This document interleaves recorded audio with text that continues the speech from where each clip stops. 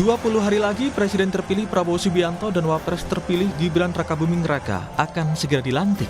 Kabinet pemerintahan Prabowo kini sedang dalam pembahasan. Juru bicara Presiden terpilih Prabowo Subianto, Dhanil Anzar Simanjuntak, membenarkan kedatangan sejumlah tokoh yang disebut-sebut bakal menjadi menteri ke kediaman Prabowo di Hambalang, Bogor, Jawa Barat. Di antaranya asisten khusus Menteri Pertahanan Safri Samsudin dan Ketua Komisi 1 DPR Mutia Hafid datang ke kediaman Prabowo di Hambalang Jumat siang kemarin. Beliau kan memang terkait dengan Pak Prabowo, Pak Safri adalah asisten khusus Pak Prabowo dan selama ini membantu Pak Prabowo di Kementerian Pertahanan. Mbak Mutia kan juga Ketua Komisi 1 adalah mitra kerja Pak Prabowo. Jadi beliau ya sering berdiskusi dengan Pak Prabowo. Yang Mbak Mutia jadi Kominfo, Pak Safri akan jadi Menhan di periodenya Pak Prabowo nanti. Itu Anda yang tahu, saya nggak tahu. Tapi yang jelas nanti akan diumumkan Pak Prabowo secara langsung. Tidak hanya itu, nama Ketua Umum Demokrat AHY pun menjadi rumor masuk kabinet Prabowo dan menduduki posisi penting. AHY menanggapi santai dan menyatakan pemilihan menteri merupakan hak Presiden terpilih Prabowo Subianto. Fokus menuntaskan tugas-tugas sebagai Menteri ATR BPN sampai dengan akhir penugasan. Peran berikutnya, portfolio berikutnya, di mana dan seperti apa, saya tentu menyerahkan sepenuhnya kepada Bapak Prabowo Subianto sebagai Presiden terpilih yang memiliki hak prerogatif. Kami tentu memiliki keyakinan bahwa beliau juga akan menempatkan orang-orang pada posisi yang tepat sesuai dengan kapasitas dan juga bisa membantu beliau mencapai target-target pemerintahan. Sementara yang cukup mengejutkan, nama Kepala Badan Intelijen Negara Budi Gunawan juga disebut-sebut masuk dalam kabinet Prabowo. Budi Gunawan diketahui merupakan orang dekat Ketua Umum PDIP Megawati Soekarnoputri. Ketua DPP PDI Perjuangan Puan Maharani meminta publik menunggu keputusan Prabowo Subianto. Kami belum bicara terkait dengan masalah kabinet karena kami masih fokus dengan pelantikan tanggal 1 Oktober, pelantikan anggota DPR tanggal 1 Oktober. Untuk pertemuan dengan Pak Prabowo seperti yang sudah disampaikan tetap dalam komunikasi yang intensif dan apakah akan menempatkan salah satu kader atau tidak kita tunggu saja. Jajaran menteri di kabinet Prabowo adalah unsur penting dalam menjalankan roda pemerintahan 5 tahun ke depan. Memilih orang dan posisi yang tepat menjadi pertaruhan sukses tidaknya Prabowo memimpin pemerintahan ke depannya. Tim Liputan, Kompas TV.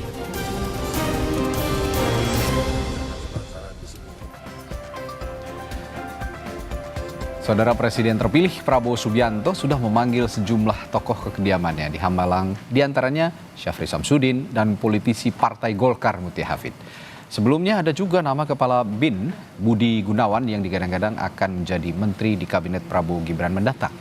Prabowo disebut-sebut sedang menyeleksi dan membahas calon menterinya.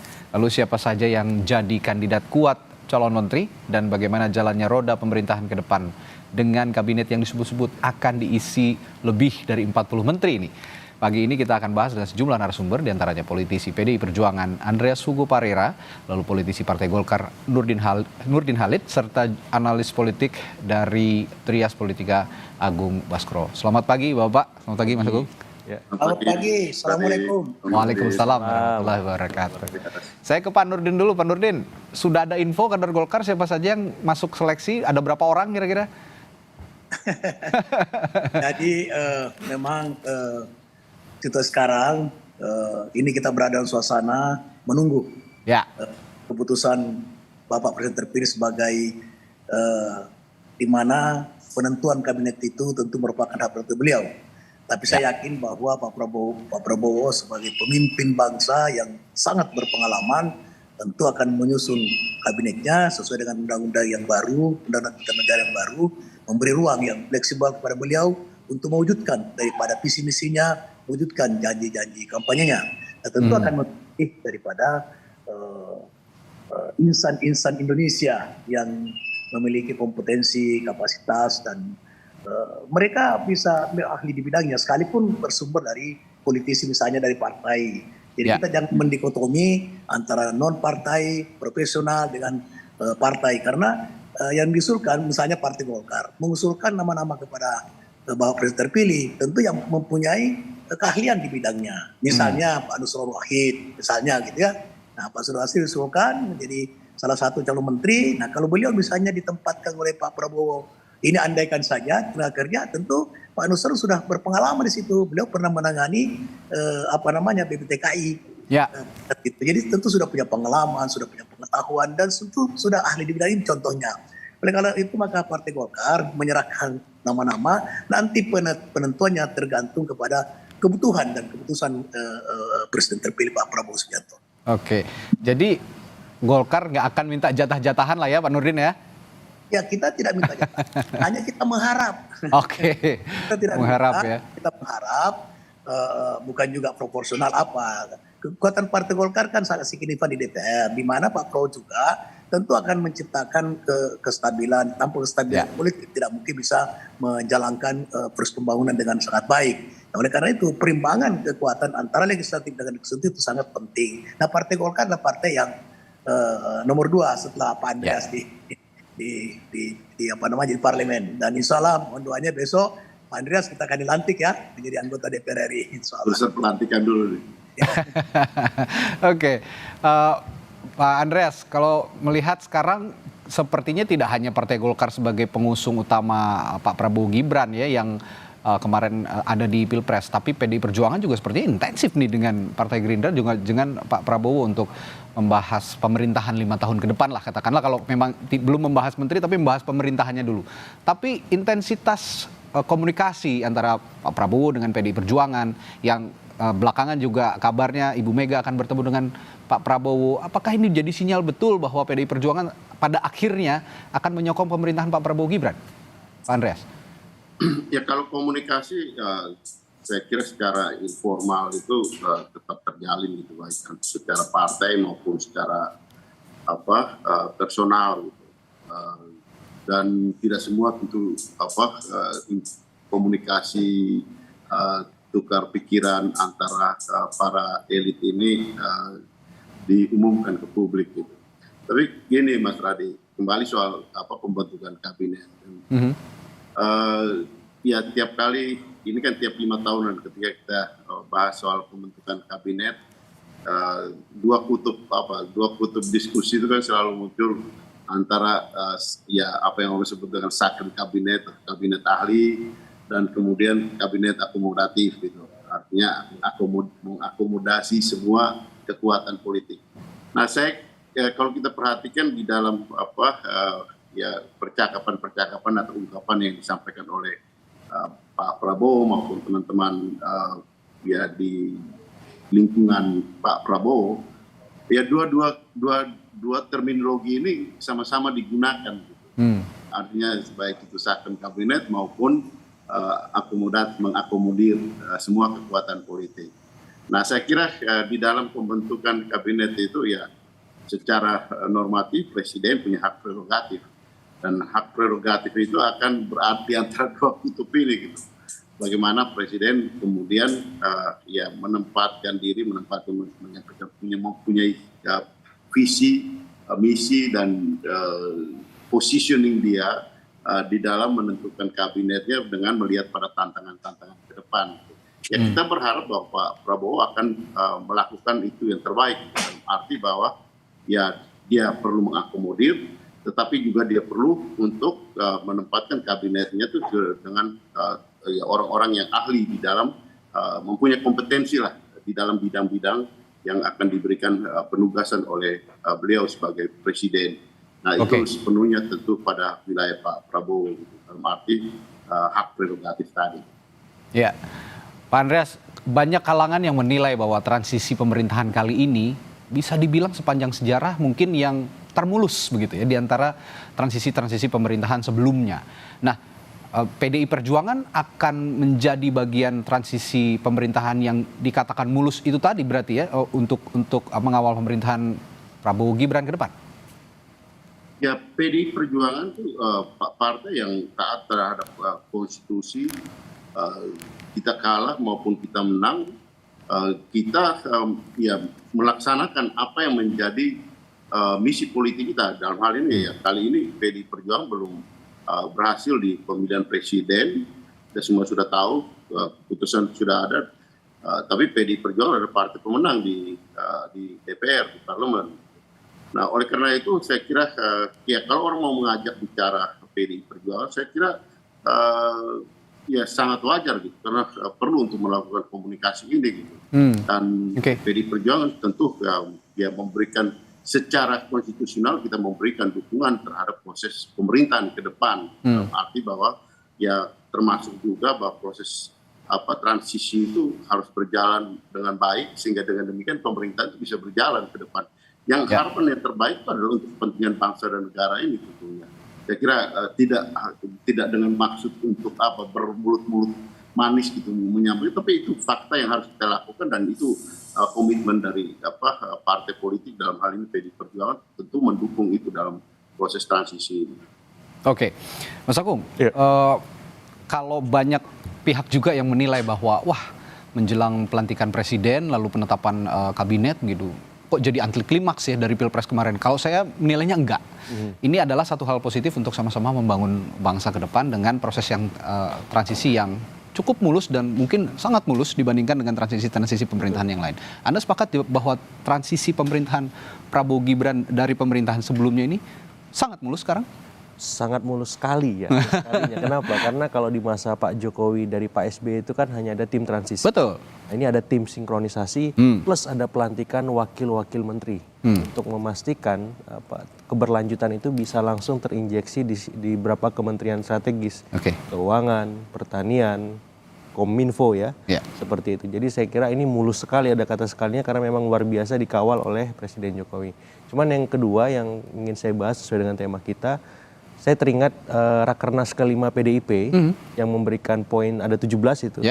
Di poin pertama ada kritik soal pileg yang kurang baik ya, alias brutal ya, sistemnya seperti itu. Yang kedua ada poin menarik soal check and balances. Nah, saya kira poin kedua ini yang saya kira menjadi dinamika di internal. Mungkin Bang Andreas nanti bisa mengkonfirmasi apakah perlu saya tanyakan nanti Bang Andreas. Dinamika di internal PDIP ada soal bagaimana mengawal check and balances, tapi ada juga arahan eksternal di mana pertemuan Pak Prabowo dengan Ibu Mega ini akan segera dihelat dan ada arahan untuk melibatkan PDIP agar masuk ke dalam kabinet.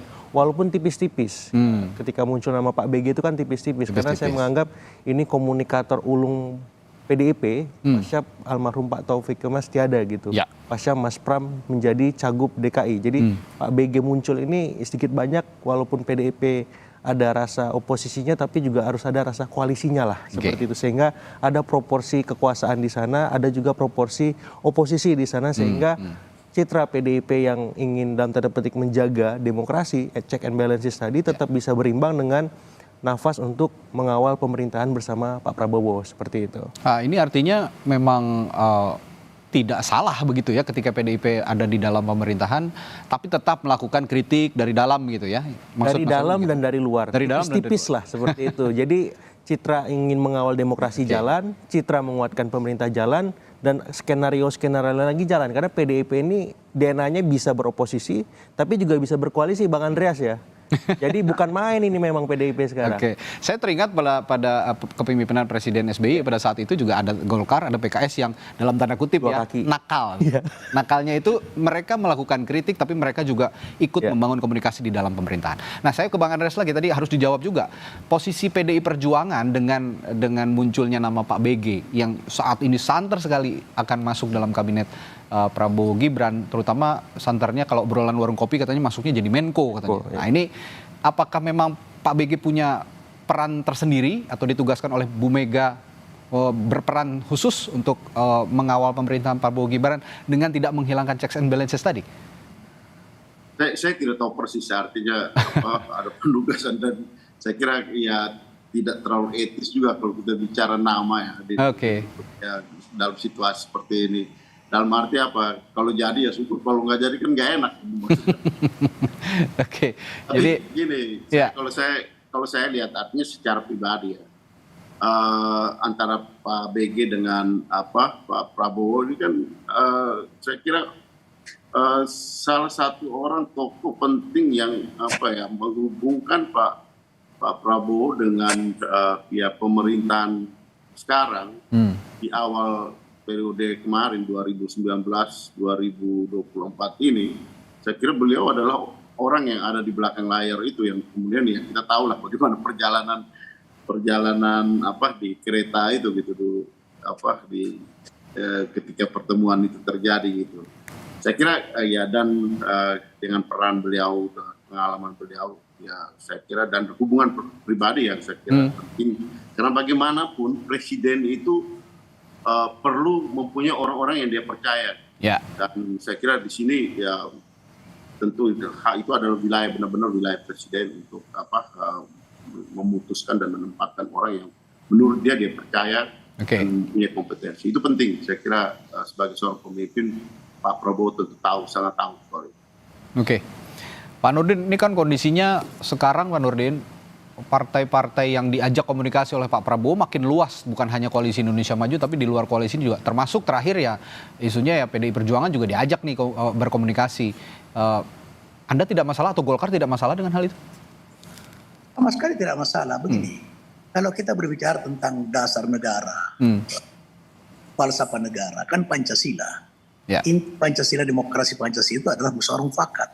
Jadi saya kira Pak Prabowo itu sangat paham tentang pemahaman dan pengamalan nilai Pancasila. Inilah poin yang diharapkan, bahwa dan memang sistem kita itu tidak mengenal yang namanya koalisi, yang namanya oposisi. Yang kita kenal adalah kerjasama politik. Ya, tapi kita berkoalisi karena gabungan beberapa partai dalam rangka untuk mengusung calon pilkada, pilpres, dan sebagainya. Oleh karena itu, apabila Pak Prabowo itu adalah, menurut saya itu mengimplementasikan daripada demokrasi Pancasila. Tapi tidak berarti bahwa dengan bergabungnya misalnya seluruh partai dalam proses pembangunan bersama eksekutif, tidak berarti bahwa check balances itu tidak terjadi. Hanya persoalannya adalah jangan kita menerjemahkan bahwa hanya misalnya ini PDIP di luar pemerintahan, kemudian hanya PDIP yang bisa menciptakan kebenaran, tidak seperti itu. Karena tetap kita yang dalam koalisi pun ini tetap melancarkan kritik-kritik yang konstruktif, bukan destruktif. Nah, konstruktif itu ada dua cara. Bisa disampaikan melalui publik, bisa juga melalui komunikasi politik dengan eksekutif, dengan Bapak Presiden misalnya. Tapi tetap kita akan melakukan, apalagi Pak Prabowo pernyataannya beberapa hari lalu itu sangat positif sekali untuk bangsa ini. Bahwa kalau saya tidak dalam jalan yang benar, tegur, dan sebagainya. Itu sebuah keterbukaan, keikhlasan daripada seorang pemimpin terpilih seperti itu. Nah, oleh karena itu, semua partai ini akan melaksanakan daripada checklist. Tinggal caranya bagaimana. Nah, menurut saya caranya tidak ada adalah cara nilai-nilai Pancasila. Ini Pak Andreas sekarang baru mengikuti pembekalan, jadi sekarang bicara Pancasila. Ya, dalam konteks bukan hanya ini beyond rekonsiliasi berarti ya, bukan hanya rekonsiliasi tapi tidak, justru sekarang katakan Pak Prabowo itu betul-betul keikhlasan, tekad, semangat beliau untuk membangun bangsa ini dalam suasana kekeluargaan, gotong royongan. Ingat, jati diri bangsa Indonesia, kata Bung Karno, adalah gotong royong. Bung Karno mengatakan jati diri bangsa Indonesia adalah gotong royong. Di mana kemudian itu ketika sidang BPUPKI menyampaikan gagasan tentang Pancasila. Pak Nurdin, sekarang saya bicara soal posturnya nanti. Saya yakin Golkar sebagai partai pengusung utama juga Prabowo Gibran pada saat Pilpres sudah diinfokan juga lah sebenarnya pasti tentang postur yang akan ditetapkan oleh Pak Prabowo dan Mas Gibran nanti dalam kabinetnya. Jadi sudah fix ya, akan ada 44 menteri kurang lebih yang akan mengawal pemerintahan Prabowo Gibran? Yang pasti bahwa Pak Prabowo menyusun, membuat nomenklatur dan posturnya berdasarkan atau sesuai dengan visi misi beliau. Karena beliau akan fokus betul-betul akan mewujudkan daripada janji-janji kampanye dalam bentuk visi misinya. Nah, oleh karena itu berapa jumlahnya, bagaimana nomenklaturnya, itu akan disesuaikan. Dan saya yakin bahwa beliau akan mengusung keberlanjutan. Dan ketika keberlanjutan, maka tentu infrastruktur juga menjadi prioritas. Kemudian beliau mengatakan kita menghadapi krisis energi, krisis pangan, maka beliau tentu akan fokus juga kepada pangan. Dan ketiga adalah beliau menyadari bahwa membiayai APBN itu perlu peningkatan sumber penerimaan negara. Nah, tentu akan melihat bahwa perlu ada misalnya menteri penerimaan negara misalnya seperti itu. Jadi saya yakin bahwa beliau akan menyusun posturnya termasuk nomenklaturnya menyesuaikan dengan visi misinya yang antisipatif terhadap tantangan dalam negeri maupun tantangan dari luar. Oke, saya akan berbincang yang lebih seru nanti setelah jeda nih. Saya akan tanyakan ke Mas Agung karena bapak-bapak ini sepertinya tidak akan mau menjawab kalau saya tanya nama-nama siapa aja nih. Jadi kita aja dulu nih obrolan warung kopi karena bagaimanapun masyarakat menantikan sosok-sosok penting yang akan dilantik oleh Prabowo Gibran nanti. Termasuk yang saat ini beredar 44 nama ya, kurang lebih 44 nama yang beredar di masyarakat begitu. Siapa saja yang potensial untuk masuk, termasuk katanya konon ada Menko-nya itu ada 6. Ada komposisi 6 menteri koordinator yang akan ditunjuk oleh Prabowo Gibran. Setelah jeda di Sapa Indonesia Pagi kami akan bahas bersama Mas Agung Baskor. Tetaplah bersama kami.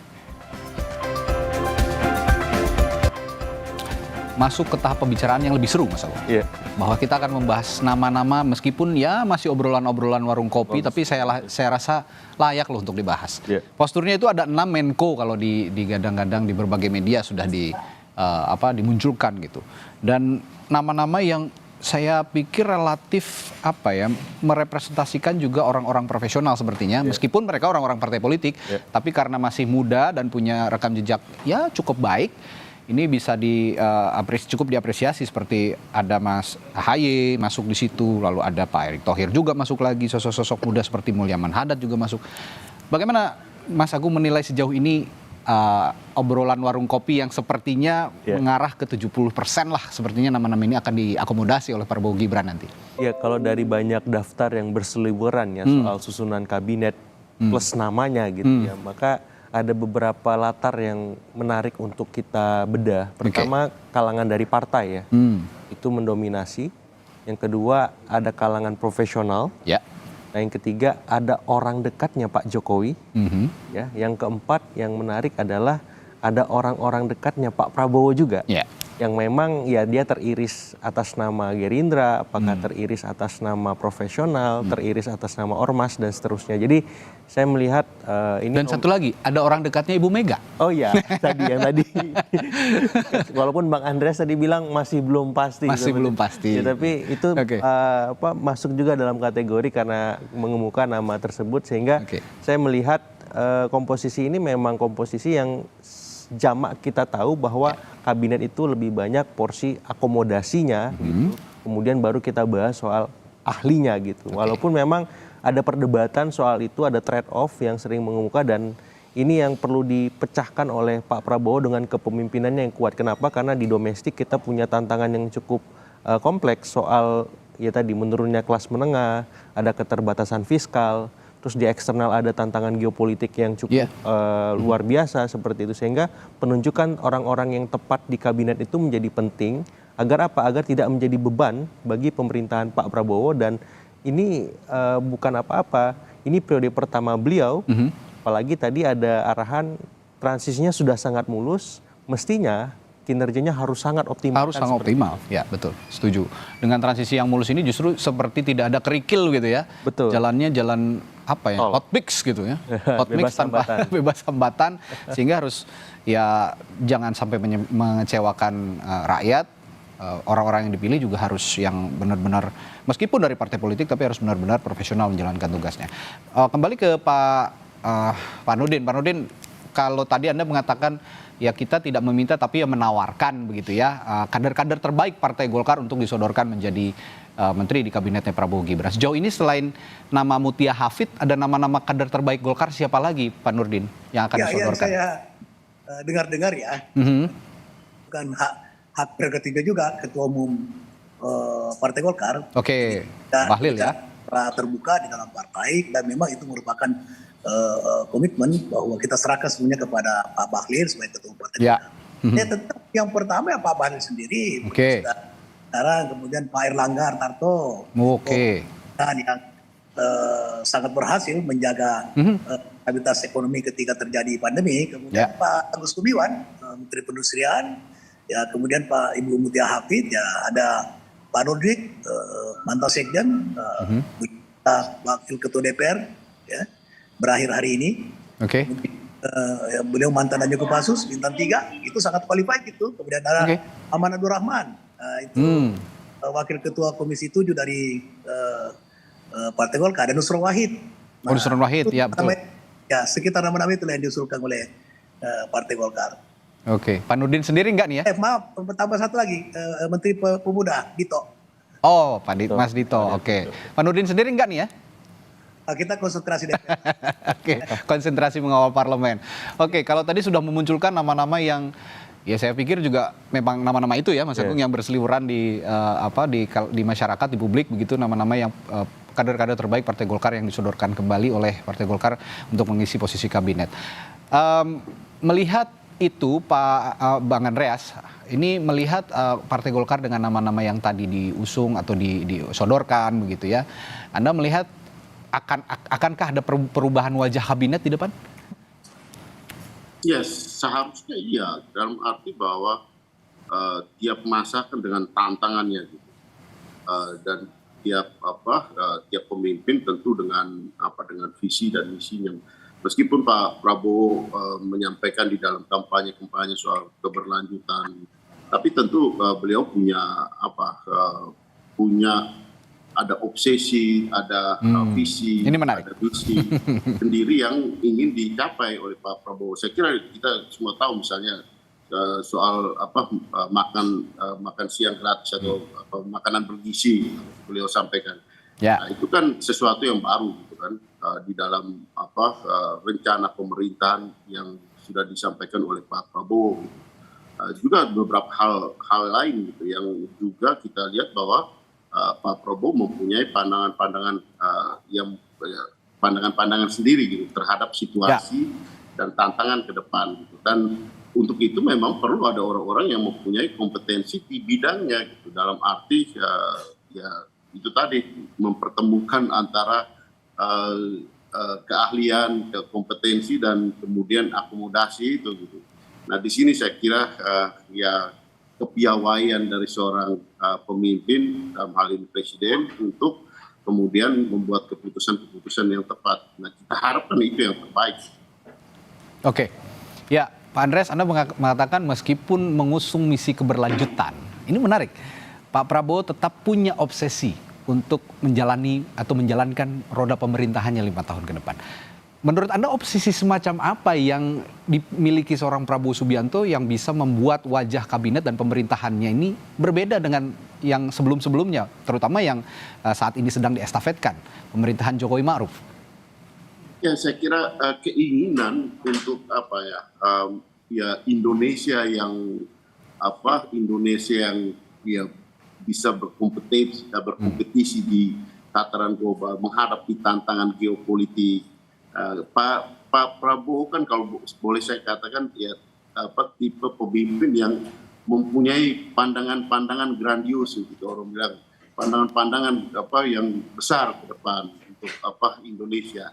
Harapan-harapan seperti itu kan harus didukung oleh kemampuan baik orang maupun sumber daya yang dimiliki di dalam negeri ini gitu, untuk kemudian beliau bisa menampilkan orang-orang yang benar-benar mumpuni di kabinetnya. Saya kira ini yang kita tunggu tentunya, dalam arti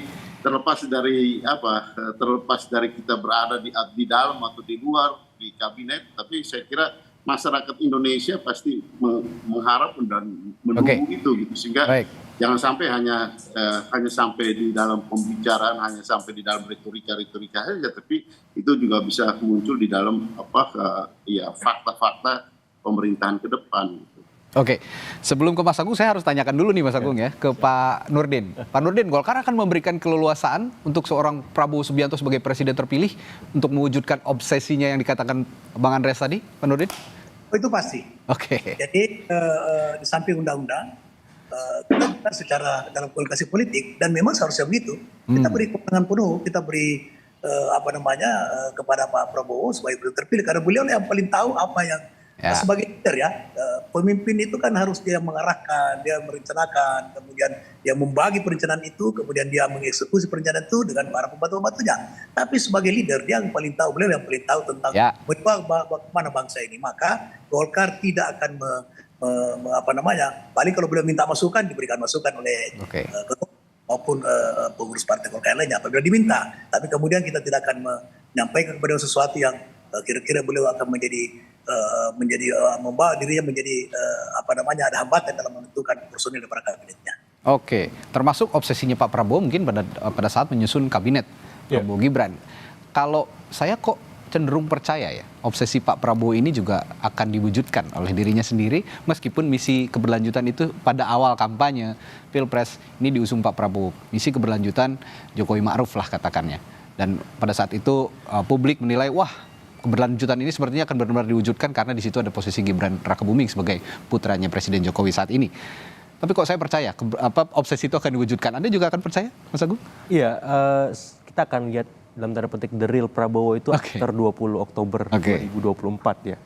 Jadi kalau misalkan narasi keberlanjutan begitu hegemonik sampai hari ini mengemuka, saya kira wajar itu akan terus dilanjutkan. Tapi kita akan lihat sisi lain di mana ini Prabowo. Gitu. Artinya ada kementerian yang dirombak, ada nomenklatur baru, ada Menko yang dipecah. Kemudian ada gaya kepemimpinan yang baru ya. Jadi ketika Pak Prabowo beranjang sana ke negeri-negeri sahabat, ke negeri-negeri adik kuasa, kita lihat begitu pedenya, beliau kemudian menggunakan bahasa-bahasa asing ya, Inggris, Prancis, Jerman dan seterusnya. Saya kira ini the new of Indonesia face gitu. Jadi maksud saya ini udah beda gitu. Dari luar orang lihatnya udah beda, dari dalam juga beda karena kementeriannya banyak yang dirombak, berubah. Dan saya kira ini pesan positif. Nah, tinggal bagaimana pesan positif ini di tataran mikro yang menjadi dalam tanda petik tantangan Pak Prabowo karena beliau orang makro manajemen ya. Ini orang-orang di bawahnya harus benar-benar disupport tim yang the dream team lah. Ya kalau main bola itu nih kalau strikernya udah bagus, nih gelandang sama backnya, kipernya juga harus oke nih. Jadi pemilihan menterinya akhirnya menjadi krusial. Jadi ketika misalkan ada nama Mbak Mutia maju, kemudian Pak Syafri maju, nah artinya publik harus terlibat mengawal apakah Mbak Mutia, kemudian Pak Syafri ini benar-benar yang terbaik di bidangnya, apakah Menkominfo, Pertahanan. Jadi dikritisi ya apakah lewat rekam jejaknya, visi misinya, ada komisi-komisi lain yang terlibat seperti Pak Jokowi di masa periode pertama, KPK, PPATK, Komnas HAM, seterusnya. Orang ini memang benar-benar layak nggak jadi menteri? Jadi kita udah tahu bahwa ketika ada yang dipanggil ke Hambalang itu berarti calon menteri kan. Nah saya berharap media-media langsung menyorot tuh. Rekam jejak semuanya dibedah, dikuliti supaya apa? Supaya publik terlibat, partisipasi masif. Kenapa? Karena di sisi seberang parlemennya ini agak-agak susah dalam tanda petik berseberangan kan. Publiknya yang harus kuat, persnya harus kampusnya juga terlibat dan seluruhnya. Sehingga apa? Pak Prabowo memang disupport oleh the dream team tadi. Jangan sampai beliau sendirian, udah bagus, timnya di bawah kropos seperti itu. Jadi ini waktunya publik, kita sebagai publik, terlibat media juga menjadi optimalnya. Kasarnya kalau di DPR-nya nggak ada oposisi, kita yang jadi oposisi, menjalankan beroposisi. Tapi perlu ada mobil satelit pers di Hambalang, di Kertanegara gitu ya, di istana itu biar dipantau semua. Dan saya harap Pak Prabowo juga jangan anti dengan sorotan-sorotan media ya ya itulah eranya. Fungsi pengawasan ada di kami dan juga di publik gitu. Tapi spin-off-nya 20 Oktober ya berarti ya? Pelantikan 20, katanya 21 sudah ada nama-nama. Sudah ada nama, bahkan tanggal 20 akan diumumkan katanya. Dan 21 akan dilantik. Nah, ini juga saya akan bahas sedikit Mas Agung. Sepertinya jarang juga terjadi pada era-era sebelumnya, rezim-rezim sebelumnya bahwa setelah dilantik langsung hari itu juga diumumkan. Apa yang terjadi saat ini dengan Prabowo Subianto yang punya obsesi, ya ini obsesi lagi nih, obsesi yang akan diwujudkan seorang Prabowo Subianto. Tanggal 20 akan diumumkan juga nama menteri. Iya, artinya memang modal transisi yang mulus tadi, ya, saya kira diorkestrasi dengan segera dilantik supaya pesan positif itu terus konsisten dilakukan oleh pemerintahan yang baru. Karena apa? Kalau misalkan ada yang kurang, ada yang nggak maksimal ya seperti itu, nanti jadi anti klimaks gitu. Nah, saya berharap ketika dipanggil nama-nama ini oleh beliau, nama-nama ini merupakan nama-nama yang terbaik dari yang terbaik lah kalau bisa. Nama-nama yang memberikan pesan optimis sehingga ujungnya klimaks ketika menteri itu dilantik. Ini loh orang-orang terbaik, putra-putra bangsa yang besok akan mendampingi Pak Prabowo sebagai menteri-menterinya. Dan menteri-menteri ini juga nggak sembarangan dalam artian ya ini memang jatah saya, ini memang hak kami, partai ini, profesional itu, ormas ini. Karena apa? Ada beban dan tanggung jawab moral di sana. Karena menjadi menteri itu kan nggak kepalang tanggung sebenarnya, tapi seringkali dipersempit bahwa ini sebatas bagi-bagi posisi, bagi-bagi kursi dan akomodasi politik seperti itu. Makanya nggak heran sekarang udah mulai dipanggilin ya ke Hambalang ya, satu-satu karena 20 Oktober lagi. Ini akan langsung diumumkan dan tidak akan memakan waktu lama. 20 Oktober itu akan hanya kurang lebih 2 minggu ke depan. Pak Nurdin, jadi sudah fix ya 20 Oktober nama-nama menteri ini akan diumumkan ya?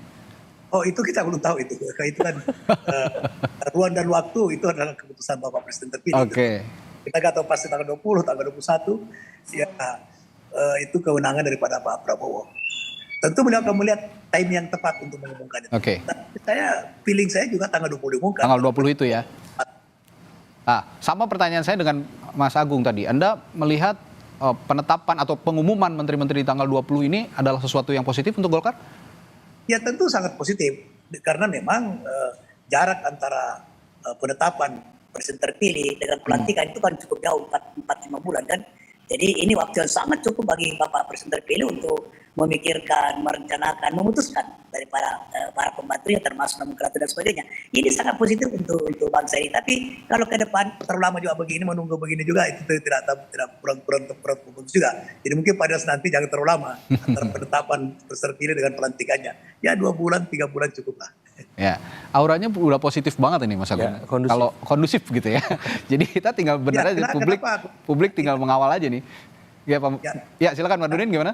Kenapa kondusif sekali? Karena ini kita tahu bahwa Pak Jokowi dengan Pak Presiden terpilih itu kan sangat kompak. Ya. Samping itu karena Pak Prabowo sebagai Menteri Pertahanan jadi masih selalu bersama-sama dengan Presiden. Ini salah satu faktor memuluskan daripada proses pengalihan kepemimpinan dari Pak Jokowi kepada Pak Prabowo. Oke, terakhir Pak Andreas, PDI Perjuangan juga menganggap ini satu hal atau aura yang positif yang dibawa Prabowo Subianto untuk segera dilantik menjadi presiden terpilih dan menetapkan menteri-menterinya?